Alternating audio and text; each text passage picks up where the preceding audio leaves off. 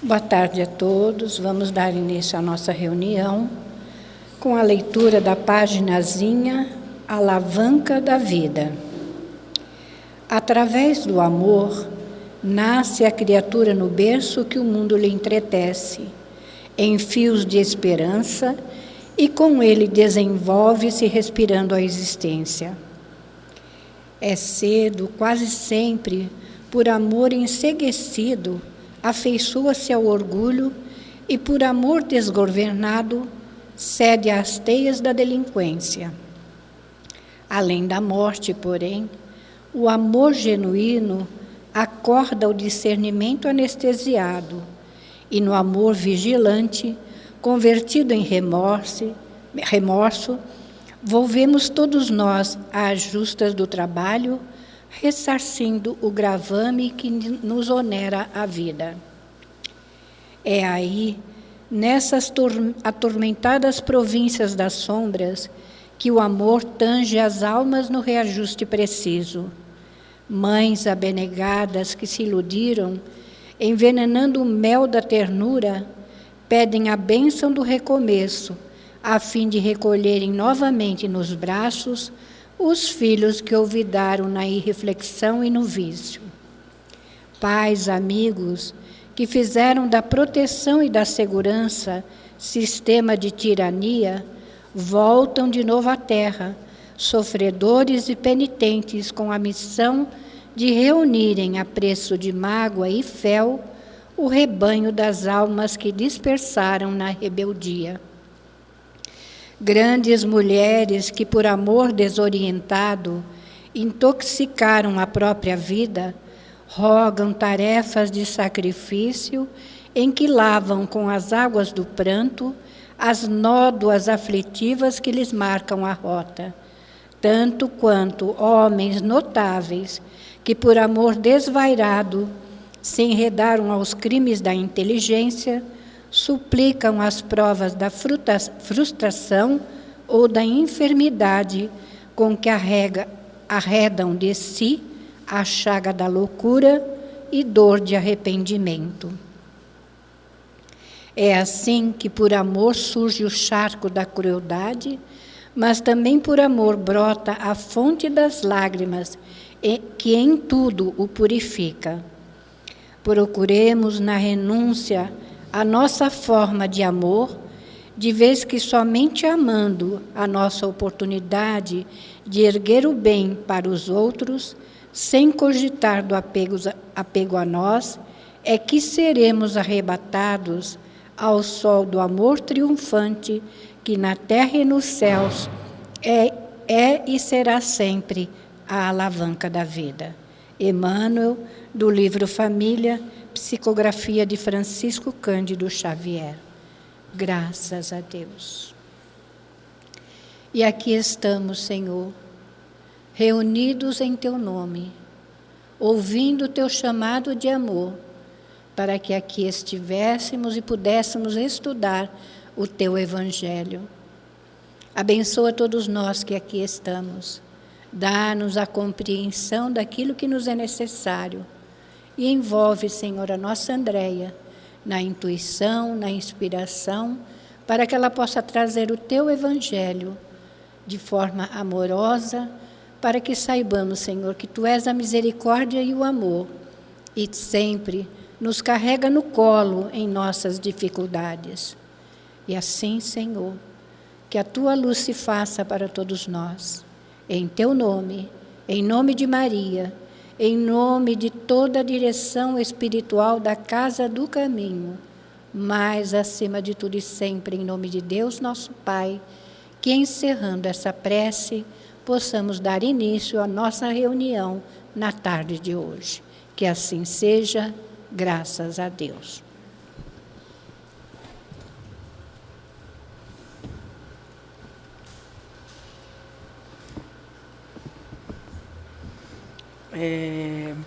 Graças a Deus, né? Mais uma vez, mais uma sexta-feira bendita, em que estamos aqui de novo, de volta à nossa casa. E presencialmente, né? Graças a Deus. Podendo nos ver pessoalmente, podendo preencher esse espaço, não só dos amigos invisíveis, né? Mas também com a nossa presença física, a nossa vibração, tão importante para essa casa. Vocês têm noção disso? Quanto a nossa presença é importante nessa casa? O quanto a nossa vibração, ela é importante também para essa casa? Que bom. A gente fica muito feliz que vocês sabem disso, porque essa casa aqui, ela não se faz sozinha, só com os espíritos, né? Ela precisa dos encarnados também para continuar. Então, é sempre bom a gente começar uma palestra lembrando isso, né? Lembrando isso, convocando, porque, graças a Deus, toda sexta-feira a gente tem visto a carinha de vocês. Então, a gente pede aqui para vocês, divulgadores, lembrarem também aqueles companheiros dos grupos, né? Vamos lá, gente, né? Vamos voltar para a nossa casa. Nossa casa está precisando da vibração de vocês. A gente está precisando dar continuidade a essa caminhada. Por quê? Andréia, por que você está falando isso se o seu tema é reencarnação? O que isso tem a ver? Tudo. Ai, quase que eu quebro aqui. E aí eu vou ter que pagar. Não, mentira. Tudo. Porque foi lá no plano espiritual que eu me prometi. A estar aqui nessa casa. Eu não caí aqui na estrada de Jacarepaguá, não. Na estrada do Cafundá. Ainda bem que está gravando. Na estrada do Cafundá. Qual o número mesmo? 3045, não é isso? 3045 à toa, não. Eu moro lá na freguesia. Tem uma galera que mora no Recreio. Tem uma galera que mora na Barra. Caramba, vem até aqui. Tem uma galera que mora onde mesmo? Vargem aonde? Guaratiba. Nem é Vargem, é Guaratiba. E está aqui. Caramba, vem de longe, né? Vem de longe. Mas o compromisso é aqui, ó. Por que será? Por que será que o compromisso está aqui? Por que será que os espíritos trouxeram a gente para cá? Com essa comunidade, porque a gente está numa casa que tem uma comunidade, né? Mas além dessa comunidade, por que a gente está aqui entre nós?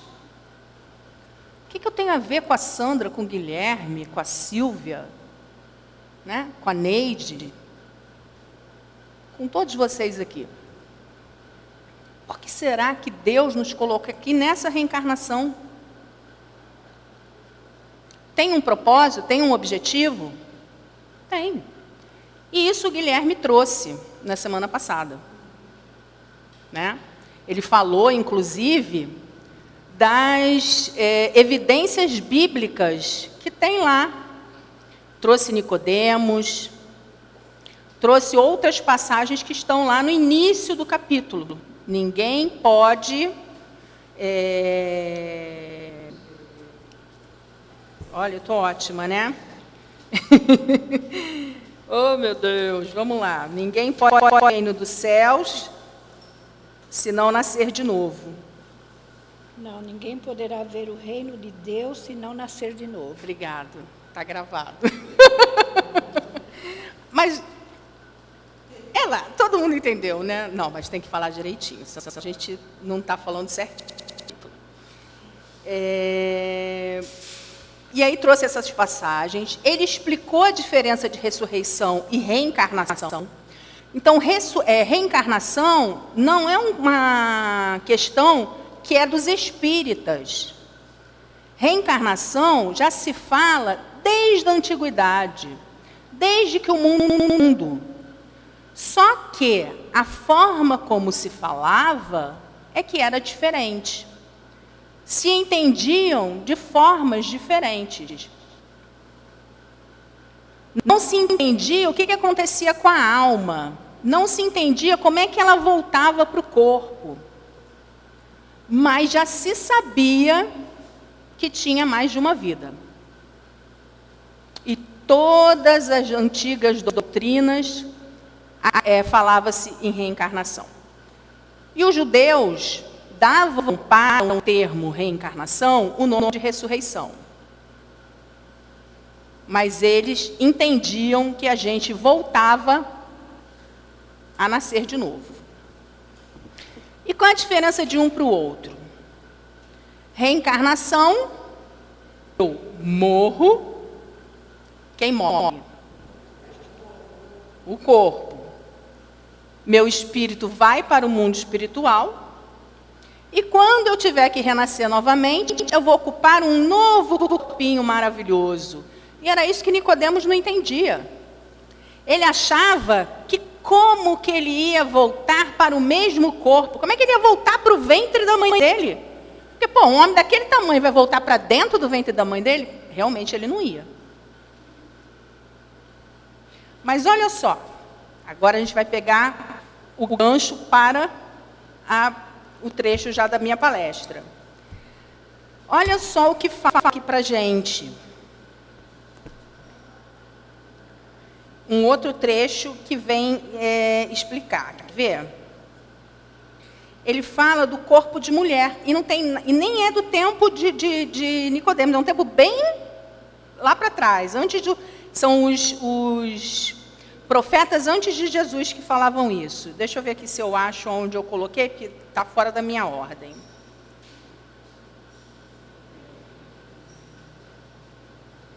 Deixa eu ver se está aqui. Senão, depois, no final, eu volto para eu não perder muito tempo.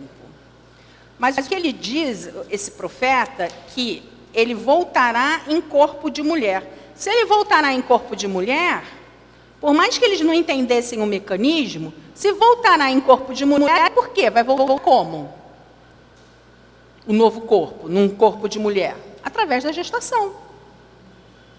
Então, por mais que não se entendesse o mecanismo, se vai voltar no corpo de mulher, é porque ia voltar através da gestação. Ia nascer de novo. E não voltar, como acreditavam alguns, no mesmo corpo. Ok? Então, vamos lá. Item 12. Vamos voltar para o início, porque eu dei uma volta toda e vocês não sabem nem qual é o item que eu estou, porque a gente vai começar pelo item 12, que o meu estudo de hoje é o item 12 até o item 20. Então, no item 12, ele fala assim: aqueles do vosso povo, a quem a morte foi dada, viverão de novo. Aqueles que estavam mortos em meio a mim ressuscitarão. Despertai do vosso sono e entoai louvores a Deus. Vós que habitais no pó, porque o orvalho que cai sobre vós é um orvalho de luz, e porque arruinareis a terra e o reino dos gigantes. Isso quem fala é Isaías. Então, olha o que ele está explicando, o que essa passagem de Isaías explica para a gente aqui. Ele não está falando aqui do batismo, ele está falando aqui da vida espiritual. Ele está falando para a gente que ainda vivem. Então, eles não vão... ele fala assim, teria dito, ainda vivem e não viverão de novo. No sentido espiritual, essas palavras seriam um contrassenso, pois que implicariam uma interrupção na vida da alma. E a vida do espírito, ela tem alguma interrupção? Não. A vida do espírito, a gente mantém a nossa individualidade, a gente só troca de quê? De corpo. Hoje eu estou aqui nesse corpo. Hoje eu sou a personalidade, Andréia, que habita este corpo. Mas o meu espírito, ele vai, quando desencarnar, para o mundo espiritual. Eu adoro porque eu boto o mundo espiritual lá em cima. A gente não tem essa questão, mas é o hábito da Igreja Católica. De querer ir para o céu, mas é o hábito. Mas assim, então, o meu espírito também é a mania que a gente tem. o espírito vai viver um tempo no mundo espiritual, vai passar o tempo que tiver que passar lá para estudar, para se preparar, para se reorganizar. E quando eu estiver preparada, eu retorno para um novo corpo, para uma nova experiência, toda planejada, toda pensada para dar certo de novo. Quantas vezes, Andréia? Tem limite? Não tem limite. O limite é até quando eu aprender. Até eu me tornar um espírito que aprendeu as leis de Deus, que me tornei na condição do meu modelo e guia na humanidade. Quem é meu modelo e guia na humanidade? Jesus. Então, quando eu atingir a condição de espírito de Jesus, que é o meu modelo e guia, que eu já sei o que eu tenho que fazer, eu já sei fazer o bem, eu já sou bom o suficiente, o bem já habita dentro de mim, né? Eu já vou estar falando a mesma coisa que Jesus falava, já não sei quem é que fala, se sou eu ou o Pai. Eu não preciso mais reencarnar, porque eu atingi a condição de quê? De espírito puro. Só o espírito puro que não vai mais precisar reencarnar. Enquanto eu não atingir a condição de espírito puro, eu continuo reencarnando.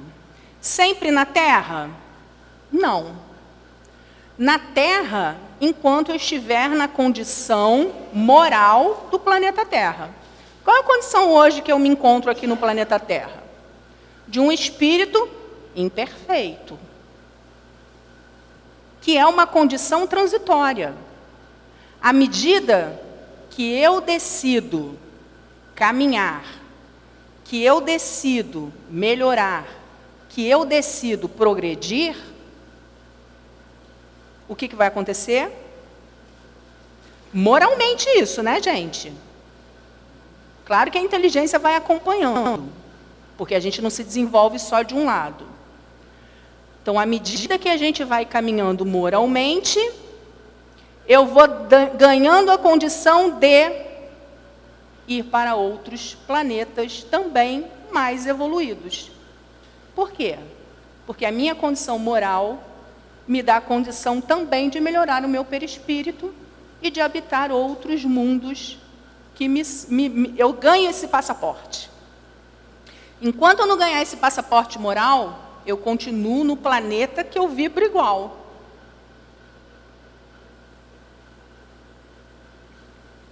Então vamos lá, que aí eu já viajei pra caramba, né? Vamos voltar aqui para a reencarnação, vamos voltar para a ressurreição. É porque o Gui já falou bastante semana passada sobre reencarnação e sobre ressurreição, aí eu fui viajar um pouco no limite da reencarnação. Aí na 14 ele fala assim: mas quando o homem há morrido uma vez, quando seu corpo separado de seu espírito foi consumido, o que é feito dele? Então, do item 12 ao item 14, a gente vê que o Evangelho começa a fazer aquelas perguntas filosóficas. E aí, o que vai acontecer comigo? Para onde eu vou? O que vai acontecer? Qual vai ser minha destinação? Quando eu morrer? Né? Ele vai fazendo essas perguntas aqui. O que é feito dele? Aqui, ó, morri. O que é feito do meu corpo? Quem já parou para fazer essas perguntas?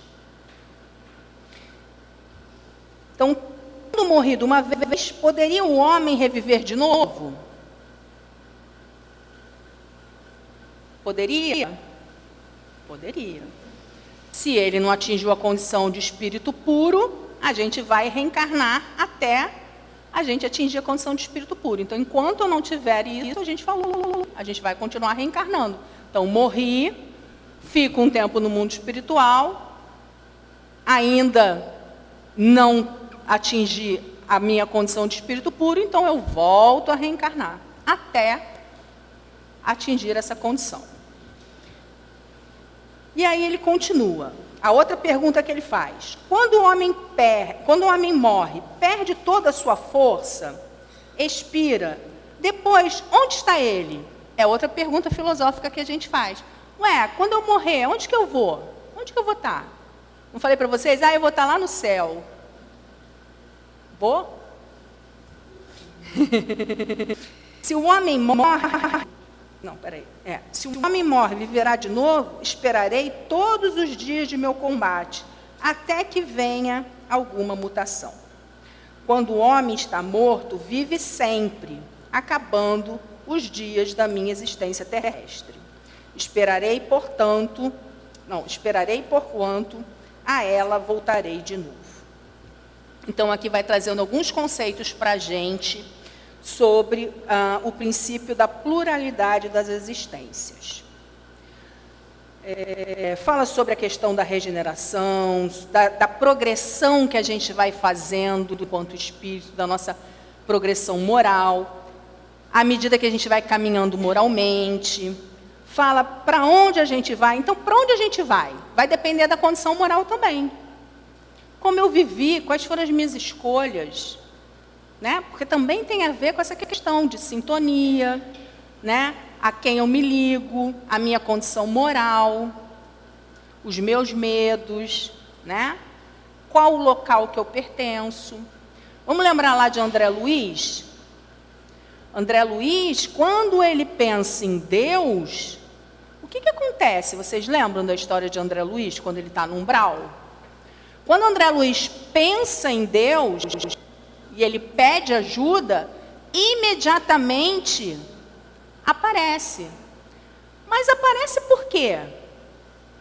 Porque é naquele momento que ele faz sintonia com o bem. Porque ele se arrepende. Porque ele é como se ele estivesse ali se rebaixando, né? Vendo a condição inferior dele. E isso vai depender muito da gente. Quando a gente estuda o desencarne, a gente vê muito isso.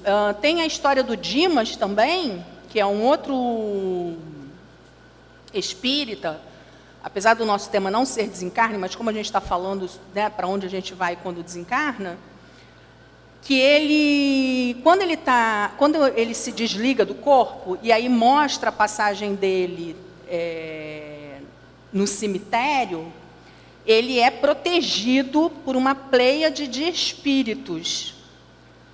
Quando ele está no velório, lá no velório não, quando o corpo dele está sendo levado para ser enterrado. E aí esses espíritos falam assim para ele: Dimas, não diminua seu pensamento, não deixa o seu pensamento cair de vibração, mantenha-se em prece. Porque nesses ambientes tem um monte de espíritos ali esperando que a gente caia o pensamento para vampirizar, para grudar ali. E aí o Dimas fica assim, em prece, mas aí ele começa a ver o desespero da mulher dele, que não está preparado para a perda, porque ele não preparou a família. Ele é um trabalhador excelente na doutrina espírita, mas não a família para o desencarne dele. E ali, naquele momento, a vibração dele começa a dar uma fraquejada, porque, materialmente falando, como é que a gente fica quando a gente vê um familiar nosso sofrendo? Também. Olha a importância da gente saber isso e preparar os nossos. E aí um amigo espiritual que está lá dele fala assim: Dimas, não deixa o pensamento fraquejar agora. E aí envolvem ele e conseguem ajudá-lo. Mas aí ele vai para a colônia espiritual e poderia estar muito melhor chegando lá, só não está por causa dessa questão do sentimento de culpa por não ter preparado a família. Não tem uma condição ruim, mas poderia estar muito melhor se tivesse preparado a família. Então, assim, olha a importância, né, da gente estar muito ali conectado e, assim, o pensamento, a gente se arrepender, a gente se colocar diante de Deus e dos amigos espirituais nessa hora, nessa questão mesmo de sermos inferiores. E sim, Deus me ajuda, Deus, eu estou aqui, eu preciso do seu apoio, eu preciso da sua mão, eu preciso da sua ajuda, né? Porque essa ajuda virá. Essa ajuda virá. Porque ainda somos espíritos em dívida. E aí é importante a gente saber disso tudo, apesar de estarmos falando de reencarnação e ressurreição, porque ele está aqui colocando nesse item exatamente essa questão de que para onde iremos ao desencarnar. O que será da nossa alma ao desencarnar, tá? Então, vamos lá. Uma outra coisa que ele coloca aqui é a individualidade da alma, que a gente mantém, né? Tanto que a gente falou. A reencarnação, dos princípios da pluralidade da existência é esse. A gente vai para o mundo espiritual, a gente mantém todas as nossas vivências e aprendizados, e depois a gente retorna para um outro corpo, com todas as nossas vivências, todos os nossos aprendizados. E aí a gente teria N exemplos aí de... eu e Ricardo, a gente está fazendo o encontro de carnaval. Eu estava contando até para a Paulinha ontem. Agora, esse próximo ano, eu e Ricardo vamos trazer um tema que é sobre a questão dos filhos. E a gente vai trazer um exemplo sobre, na parte de filhos que são mais adiantados que os pais, e alguma coisa sobre provas da reencarnação. E aí a gente está pegando muito exemplo de casos de reencarnação, não só da Bíblia, não só do meio espírita, mas a gente também quis pegar coisas que estão aí sendo estudadas. E aí a gente viu um caso de um menino autista, que ele, até os 2 anos de idade, não falava absolutamente nada, diagnosticado com autismo severo. E, de repente, o garoto começou a falar. Ele está falando 9 línguas, a única que ele tem dificuldade de falar é o português agora. Esse caso saiu até no Jornal da Record, naquele de domingo espetacular. Ele está falando, no total, 9 línguas, super bem, e ele não falava nada até os 2 anos de idade. Totalmente fechado no mundo dele. Aí, de repente, com 2 anos, ele começou a falar. Falar 9 línguas, a única dificuldade que ele tem é com o português, e aí a ciência explica que tudo isso dele falar 9 línguas é por causa que o autista tem o hiperfoco. Só que a gente limitar tudo isso, tudo bem, o hiperfoco realmente no autismo, ele é uma realidade, mas você explicar tudo isso de 9 línguas só por causa do hiperfoco, cara, eu conheço autista que tem hiperfoco e não fala 9 línguas. Então, assim, acho que a gente tem que ir pesquisar para saber por que tem 9 línguas aí nessa criatura, né? E por que até com 2 anos a criatura não falava nada? Estava totalmente fechada no mundo dela, né? Então, assim, tem casos muito interessantes, se a gente for se aprofundar nesse assunto. Tem um outro indiano que faz pesquisas na Universidade da Índia, eu não vou lembrar o nome, mas isso tudo a gente vai trazer no encontro. Só que é do ano que vem, tá? Vocês vão guardando, que é para o ano que vem. Não, vocês vão lembrar, porque eu vou perturbar até o ano que vem. Aí, ele estuda as doenças congênitas e as marcas de nascença. Gente, é impressionante, porque ele estuda muitos casos. Ele está há mais de 30 anos estudando isso na Universidade da Índia. Então, é muita coisa que ele tem de documento e de estudos de caso. Tem ele e tem um outro médico, acho que nos Estados Unidos também. Mesma linha de pesquisa. Então, assim, se a gente quiser, tem material aí, né? Fora psicólogos que estudam, né? E por aí vai. Vamos voltar aqui para o prumo da conversa.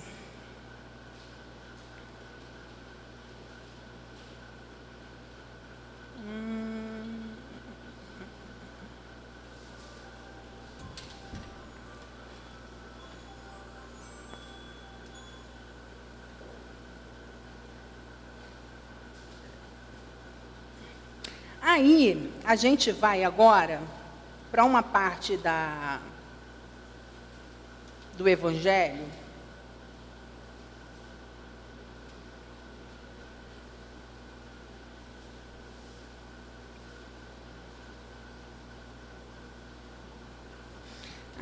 Eu esqueci de falar. Então, eu falei da imortalidade da alma. Ele fala, que eu esqueci de comentar, do ser consciente, porque fala da nossa consciência. E ele fala daqui, esse eu não comentei, das leis físicas e morais o tempo todo, né? Que estão nas leis da reencarnação, né? E que muitas coisas a gente não conseguiria explicar, e eu acabei falando esses exemplos agora, se a gente não estudasse a reencarnação. A gente só consegue explicar a justiça, a gente só consegue explicar muitas coisas que estão no mundo hoje através da reencarnação. Né? Porque é através da justiça divina que a gente vai entender tudo isso que a gente olha como uma grande injustiça no mundo, né, aos nossos olhos, é que a gente vai entender tudo isso que tem por aí. Então, vamos para o item agora 18, que vai falar para a gente sobre os laços de família. E aí, os laços de família são exatamente o item 18, 19 e 20, não é isso? É. Então, vamos lá. É que eu estou em outro capítulo aqui, peraí. Esse aqui, cadê o 4 aqui? Está aqui. Vamos lá. Os laços de família. Ele é grande aqui, né? Os laços de família não são destruídos pela encarnação como pensam certas pessoas. Ao contrário, eles são fortalecidos e apertados. É o princípio oposto que os destrói. Por quê? Com a reencarnação, eu guardo esse tema porque eu lembro sempre de um tio meu, que ele era católico ferrenho, deve ser ainda. Ele já é desencarnado. Mas quando eu pedi mensagem dele, uns anos aqui, ele virou para mim na mensagem, eu falei, cara, é meu tio mesmo. Porque ele falou assim, ainda não entendo esse negócio. E já desencarnado. E ele falava assim para mim não, para a gente, né? Que ele não entendia esse negócio de reencarnação. Porque ele era apaixonado pela minha tia e ele não aceitava dividir a Márcia com ninguém. Então, esse negócio de casar e ele ter que vir na outra vida, com outra família, ele não entendia. Só que a visão dele, né, como a visão de muitas pessoas que pensam dessa maneira, é pequena. Né? Porque justamente a reencarnação mostra para a gente que esse laço se amplia muito. Eu lembro quando a Ana Paula me contou que a avó dela foi antes para preparar, para receber a Juliana.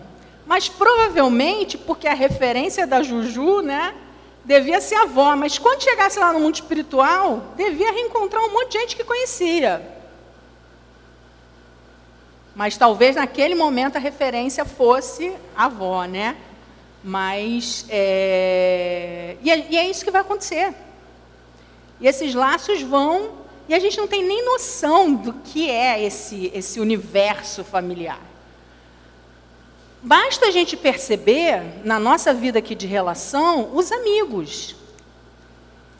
Que muitas vezes a gente encontra na vida e a gente fala assim, nossa, você deve ter sido uma irmã minha, você deve ter sido minha mãe, você deve ter sido minha avó, você deve ter sido... Cara, porque eu tenho um amor por você e que às vezes uma pessoa da sua casa é um estranho para você.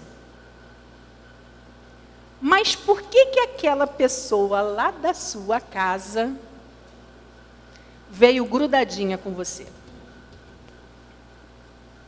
Por quê?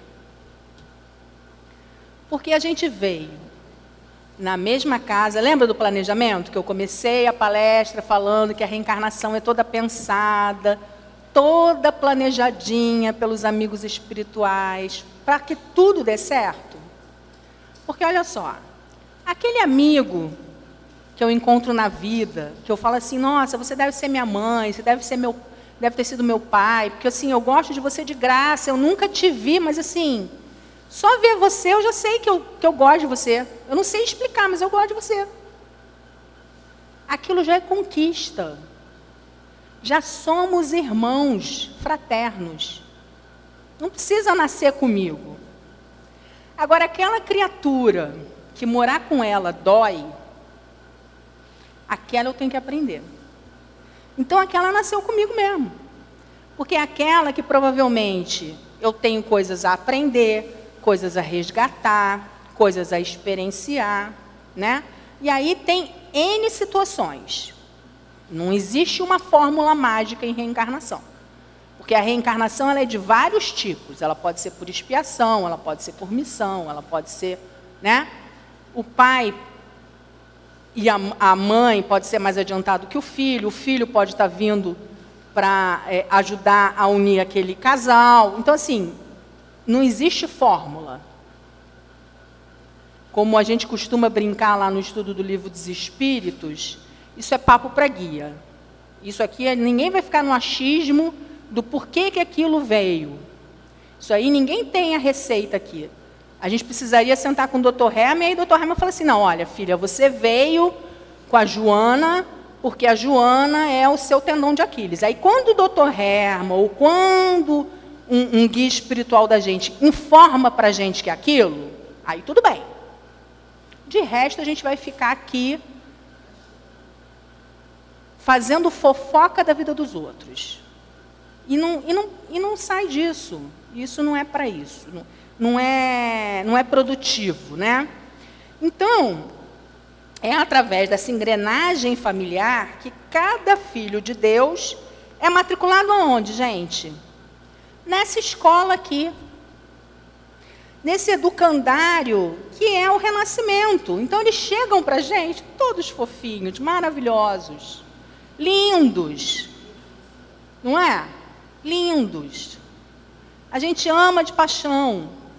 Eu ontem estava falando para o Daniel, falei, Daniel, eu tenho que elogiar mais a Bia. Porque você, meu filho, eu falo o tempo inteiro que você foi um bebê perfeito, que você não me deu trabalho, que você não chorava. E a Beatriz, coitada, quando eu falo dela bebê, eu só falo coisa ruim. Eu tenho que mudar esse disco. Porque, coitada, ela vai ter horror de ouvir eu falando dela. Então, agora eu vou falar que ela foi um bebê perfeito, maravilhoso, lindo, porque senão ela não vai nem querer ser mãe. Né? Então, olha, grava. Beatriz foi um bebê perfeito. Na verdade, não foi a Beatriz que não foi um bebê perfeito. Ela não tinha uma mãe perfeita naquele momento. Ela não tinha uma mãe preparada para recebê-la naquele momento. Porque foi no susto. Mas era o educandário que eu precisava. Aprender a deixar de ser filha para ser mãe. E olha, foi casca. Mas teve uma coisa positiva. Foi ela que me trouxe para a doutrina espírita. Ela que me manteve aqui. Desde o dia que ela nasceu, eu não tirei o pé dessa casa. Porque até então, gente, eu ia e vinha. Não ficava. E aí as crises dela de choro me mantiveram aqui. Porque eu não sabia o que fazer. Eu falei, gente, eu não vou ficar sacudindo essa menina ad eterno. Então, tudo que o Dr. Herman falava para mim é evangelização, minha filha, é prece. Aí, de vez em quando, ele mandava a Ana Paula para rezar lá em casa. Vamos todo mundo, tudo. Eu aceitava tudo. E assim eu fui aprendendo que a base era essa. Então, é assim que a gente aprende a conviver, a respeitar, não só a nossa família, mas o entorno, né? Porque a gente não lida sozinho, a gente não mora sozinho, a gente também vai trazer os nossos filhos, os nossos queridos, para o mundo. Então, os laços de família, eles não vão ser destruídos pela reencarnação, como muitas pessoas pensam. Ao contrário, eles vão fortalecer e vão estreitar. Olha o que eu falei, os amigos. Se eu conquisto a amizade de alguém, e aí, né? Não, se eu, por exemplo, os meus filhos hoje, se a minha reencarnação com eles for bem sucedida, não tem mais necessidade de ver meus filhos.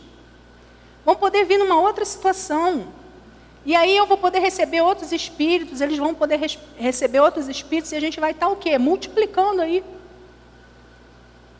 Né? Tem histórias de pessoas que a gente vê que não tinham nem relação com o espírito, e que recebem esse espírito na família por amor.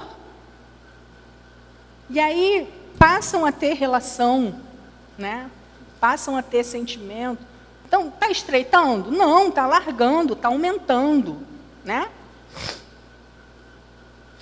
Então, no espaço, os espíritos também formam famílias. A gente vê também isso lá no filme Nosso Lar, né? Várias famílias que moram juntas, né? Famílias que vão se despedir daqueles que vão reencarnar, né? Que vão lá apoiar eles quando vão reencarnar, porque sabem o quanto é difícil, né? E que também se reúnem para receber quando esses espíritos retornam para a parte espiritual. Então não tem por que ficar triste. A gente tem que ficar feliz, porque isso não se rompe.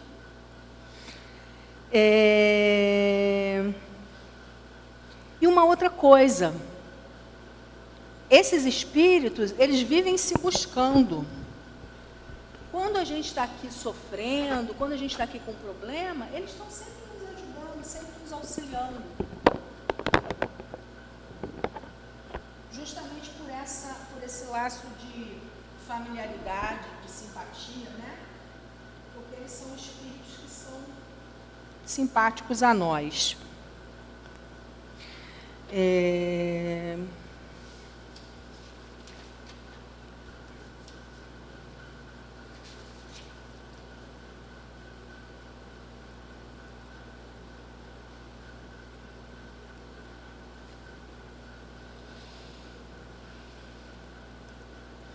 Então, essa afeição é uma afeição real, de alma com alma. E que ela vai sobreviver justamente a essa destruição do corpo. Porque, apesar da gente não estar mais no corpo físico, a gente sente a presença deles, né? Eu costumo dizer sempre, tem determinadas pessoas que já partiram da minha família, que tinham ligação muito forte comigo, que quando eu passo por determinados problemas, bastou eu pensar, a gente sente ali do lado. Né? Não precisa materializar, não precisa ter nada muito exterior. Você sente como se aquela pessoa estivesse ali te aconselhando, te apoiando, te sustentando naquele momento. Porque realmente, gente, se são pessoas que foram da sua... não é da sua família no sentido de ser da sua família, mas foram pessoas que te amaram, pessoas da sua ligação, elas vêm ao seu encontro, elas vêm ao seu chamado. Assim como te socorriam em vida, vêm te socorrer nesse momento. Separados, a não ser que alguma coisa as impeça, né? Mas elas, estando na possibilidade de vir, elas virão. E muitas vezes, o que a gente vê? Muitas vezes a gente vê também que muitos espíritos nossos, familiares, retornam ainda na mesma encarnação. Não é tão comum, mas às vezes a gente tem esses reencontros, né, na mesma encarnação desses espíritos. E a gente se reconhece, não precisa ninguém falar para a gente. Basta a gente olhar para aquele espírito, a gente reconhece que ele retornou. Tamanha a ligação. Então, cada vez menos presos à matéria, mais viva se lhes torna a afeição recíproca, pela mesma razão de que, mais depurada, não tem a perturbá-lo o egoísmo, nem as sombras das paixões. Podem, portanto, percorrer assim ilimitado número de existências corpóreas, sem que nenhum golpe receba a mútua estima que os liga. Está bem visto que aqui se trata da afeição real, isso aqui eu já li, né? De alma a alma, única que sobrevive à destruição do corpo. Portanto, os seres que neste mundo se unem apenas pelos sentidos, nenhum motivo têm para se procurarem no mundo dos espíritos. Então, se a gente aqui se liga por interesses materiais, a gente não vai se procurar no mundo espiritual, mas aqueles que se ligam por sentimentos reais vão se procurar sim. A união e a afeição que existem entre pessoas parentes são um índice de simpatia anterior que as aproximou. Daí vem que, falando-se de alguém cujo caráter, gostos, pendores, nenhuma semelhança apresentam, como as dos outros parentes mais próximos, se costuma dizer que ela não é da família. Dizendo-se isso, enuncia-se uma verdade mais profunda do que se supõe. Deus permite que nas famílias ocorram essas encarnações de espíritos antipáticos ou estranhos, com o duplo objetivo de servir de prova para uns e para outros de meio de progresso. Então, muitas vezes a gente vê aquele espírito que vem, né, totalmente diferente daquelas pessoas da família. Para quê? Aí ele diz aqui, ou para progredir, né? Ele diz aqui, duplo objetivo, de servir de prova para uns e também para ajudar aquele espírito a progredir. Eu acho que aprendizado sempre é para todo mundo, né, gente? Nunca deixa de ser aprendizado para todo mundo. O caráter dele se abranda, seus costumes se apuram, as antipatias se esvaem. É desse modo que se opera a fusão das diferentes categorias de espíritos, como se dá na Terra, entre as raças e os povos. Mais ou menos o que aconteceu com a Terra quando os exilados de Capela vieram, né? Eles estavam mais avançados que a gente, chegaram aqui e encontraram a gente selvagenzinhos. E o que eles ajudaram a gente? No progresso. Os que se melhoraram aqui, voltaram para o seu lugar de origem. E nós demos uma impulsionada e continuamos a nossa caminhada. E a 20. O temor de que a parentela aumente indefinitivamente em consequência da reencarnação é de fundo o quê? Egoísta. Prova naquele que o sente falta de amor bastante amplo. Eu que não teria coragem de falar isso para o meu tio, né? Que ele estava sendo egoísta, né? Que abrange grande número de pessoas. Um pai que tem muitos filhos ama-os menos do que amaria um deles, se fosse único. Mas tranquilizem-se os egoístas, não há fundamento para semelhante temor. De fato, de um homem ter tido 10 encarnações, não se segue que vai encontrar no mundo dos espíritos 10 pais, 10 mães, 10 mulheres. Olha o medo dele. Ia perder a Márcia para 10 homens, né? Primeiro que a gente não vai estar lá, todo mundo, no mesmo momento, né? Uns vão estar reencarnando, outros vão estar... E a gente não sabe nem quem é que caminhou mais que a gente. Então, isso é... É que a gente pensa, sabe como? Pequeno, gostei. A gente pensa como espírito imperfeito. A gente ainda não consegue pensar como espírito imortal. A gente afunda tanto na matéria que a gente ainda pensa como um espírito pesado na matéria. Então a gente não consegue ver além. Aí quando a gente está aqui, o corpo embota tanto a gente que aí a gente só consegue pensar isso. Eu vou perder minha mãe. Eu vou perder meu pai. Eu vou não sei o quê. Por isso que a gente tem um medo de morrer. Por isso que a gente tem esse pavor de morrer. Claro que vão ter outros motivos, né, gente? Mas a gente fica muito preso às impressões da matéria, porque a gente está muito ligado ainda na questão material, que é a condição ainda dos espíritos que habitam esse planeta. À medida que a gente for melhorando moralmente, a gente vai conseguir ver além. Mas a gente ainda não consegue. Mas estamos caminhando, se Deus quiser a gente vai conseguir. Então lá encontrará sempre o que foram objeto de sua afeição, os quais se lhe terão ligado na terra, a títulos diversos e talvez sobre o mesmo título. Tem uma coisa interessante que a gente tem que pensar. Não é aqui não. Eu acho que é na semana que vem, da destinação, do nada, não é nessa lição aqui não, espera aí. É na outra. Gente, eu estudei tanto isso. Deixa eu ver se é aqui. Não é aqui não, é na semana que vem.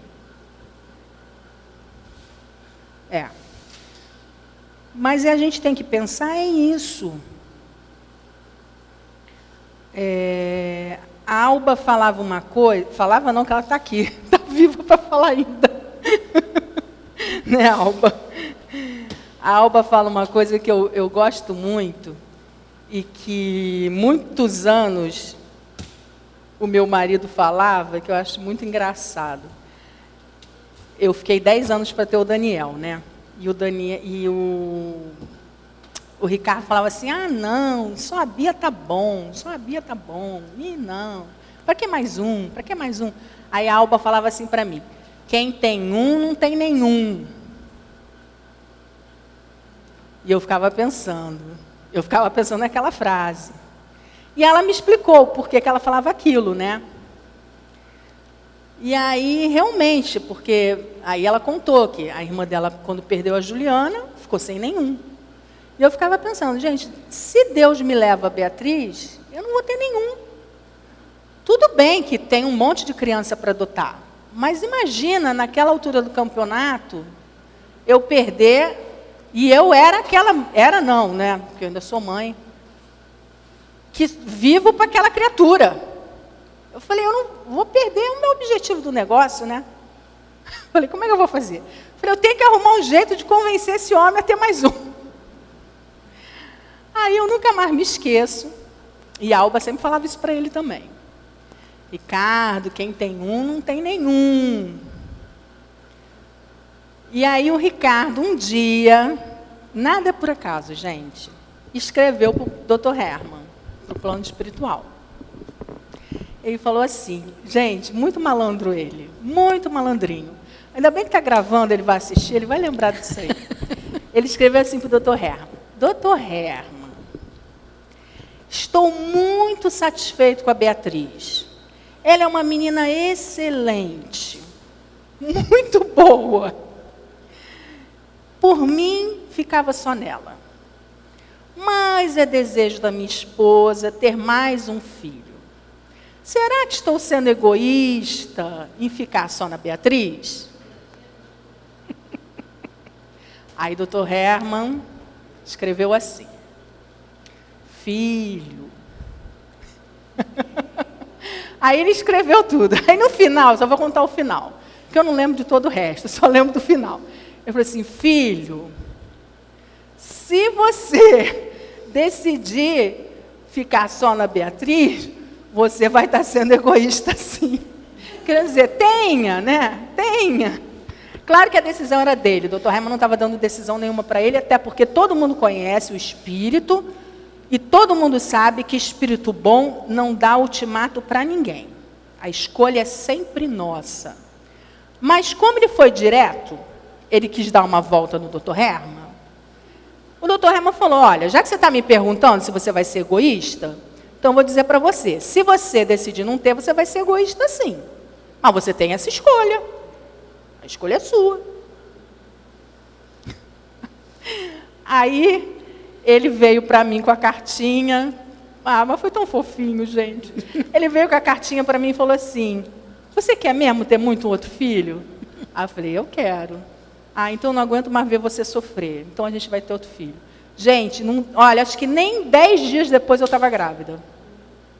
Nem 10 dias depois eu estava grávida. Assim, é óbvio que a casa do caminho inteiro sabia que eu queria engravidar. Porque todo encontro eu falava.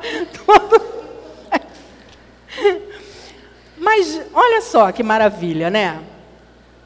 A pessoa não foi obrigada, precisou do tempo dela de maturação, e aí veio. E vou falar para vocês, gente. Hoje, o maior amigo dele é o Daniel. A ligação dele era toda com a Bia. E hoje a maior ligação dele é o Daniel. Não que ele não tenha com a Bia, não. Mas é aquela coisa, sabe, o Daniel tem o senso de humor dele, e eles dão risada, e vêm filme juntos, sabe aquelas coisas de menino? E aí a gente o quê? Está fazendo o quê? Recebendo um novo espírito, estreitando os laços, dando a oportunidade da reencarnação, né? E aí eu estava lembrando no encontro passado não, na semana passada, alguém me contou uma história numa passagem do encontro de carnaval, que a gente falou sobre os patrocinadores da reencarnação, e a gente falou sobre os nossos guias espirituais. E o Dr. Herman, uma vez, dando uma chamada no Daniel, virou para o Daniel e falou assim, olha só, rapaz, você toma seu ponto, porque você ficou no plano espiritual, atrás de mim, me implorando para reencarnar. E eu sou seu avalista. Então, querendo dizer assim, eu vou ficar no teu pé até... E realmente o Daniel, desde que o Daniel nasceu, ele não saía da sala do Dr. Herman. O Daniel estava ali. Que ele disse que o Daniel perturbou para querer reencarnar. Que ele tinha que vir, que ele tinha coisa para resolver aqui. Eu não sei o quê, mas ele tinha coisa para resolver aqui. Então, assim, olha que maravilha que é a bênção da reencarnação.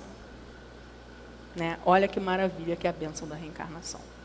E saber, e aí eu volto para o início do meu discurso para vocês, né? Saber que estamos aqui, não é por acaso, nesta casa, né? Então vamos sim, gente, vamos convidar aqueles que não estão vindo, vamos preencher essa casa com a nossa vibração, vamos aproveitar que nós ainda temos saúde para estar aqui, né? Vamos mostrar a nossa gratidão por todos aqueles que lutaram por essa casa, por todos aqueles que mantêm essa casa até hoje, né? Que deram parte das suas vidas para essa casa estar aqui. E sem a nossa vibração, essa casa não vai existir. Então, que semana que vem, vamos ligar para o coleguinha? Coleguinha, vamos embora. A reunião está tão boa. A gente ficou tanto tempo sem poder vir na reunião. Vamos lá, a casa está aberta. Faz um esforço. Tá bom? Conto com vocês para serem os nossos divulgadores.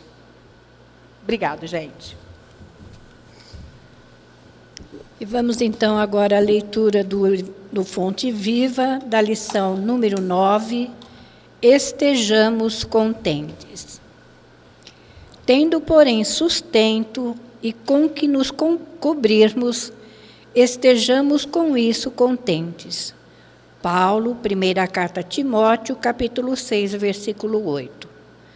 O monopolizador de trigo não poderá abaster-se à mesa senão de algumas fatias de pão para saciar as exigências de sua fome.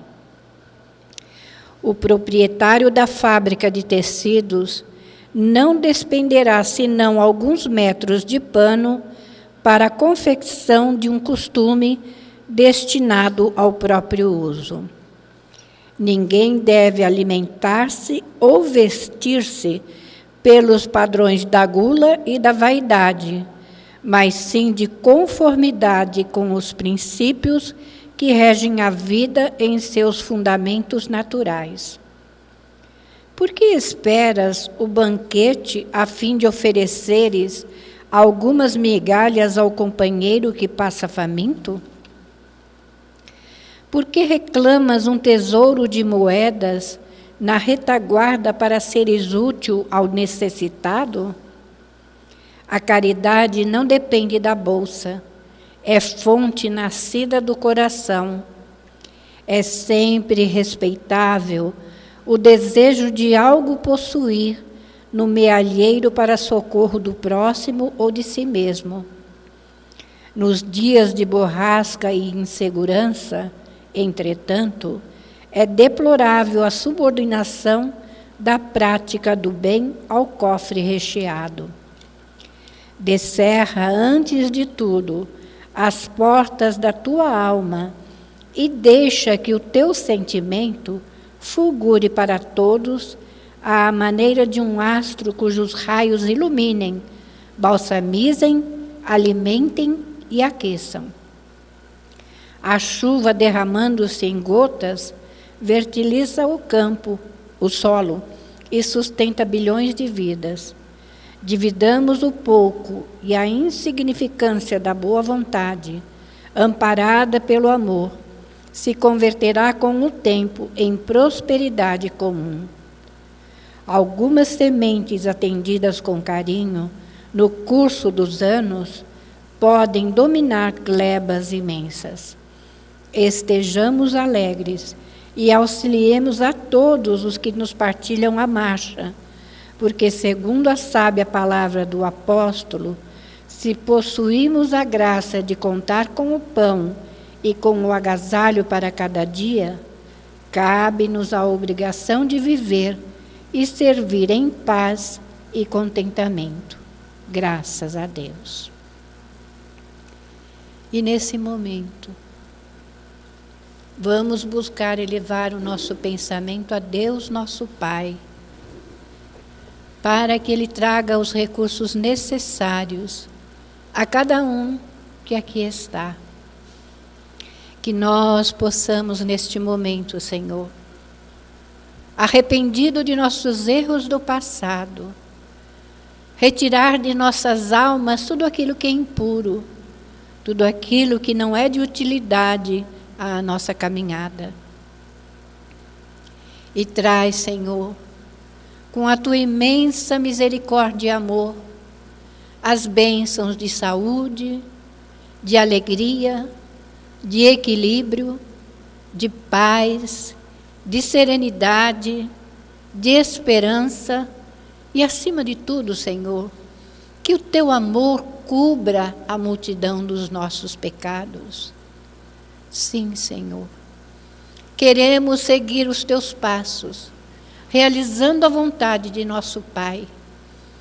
Ele que nos deixou aqui estarmos e participarmos deste grande banquete que é o teu Evangelho.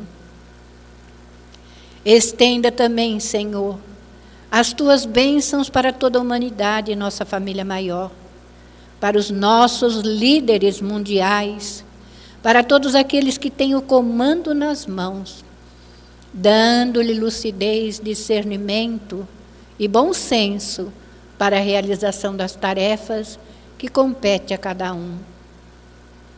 Como foi dito na lição de hoje, todos nós aqui estamos, não é por acaso, nos preparamos, viemos para nos reconciliar com os nossos adversários, viemos para acertar os nossos passos em comunhão com o Pai, obedecendo às suas leis e cumprindo aquilo que Ele quer. Porque Ele não impõe, mas Ele aconselha e dá a oportunidade da nossa reeducação espiritual.